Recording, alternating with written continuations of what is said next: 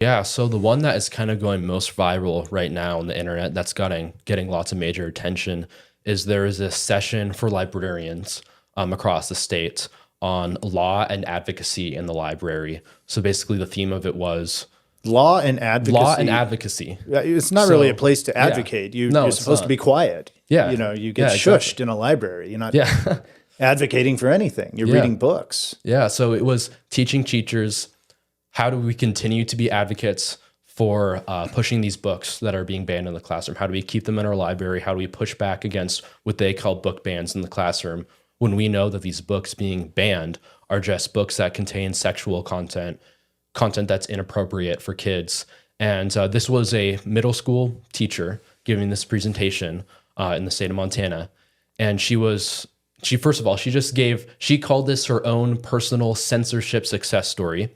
There was a book in the library that the other librarian at the school recognized. Hey, this is a graphic novel. It's called Heartstopper. It's a Heartstopper series of books. This contains graphic sexual content. It contains talk about LGBTQ topics and transgender, non-binary topics among minors.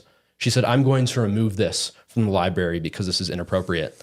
And the other librarian, the librarian who was giving this presentation, she found out about it and she was pissed off. She was pissed off that the other librarian didn't tell her about it. She was pissed off that she didn't go through the administration. So she gave the story about how it was a two-year long process to get these books back into her library, back on the shelves, so that kids that in the middle school can continue to read them. I'll tell you my what I consider to be my victory story. About 4 years ago, I had a book in my library that my colleague removed without telling me.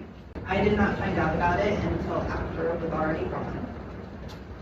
And this was a situation where this librarian struggled to maintain objectivity. So just this year, I was able to order that book.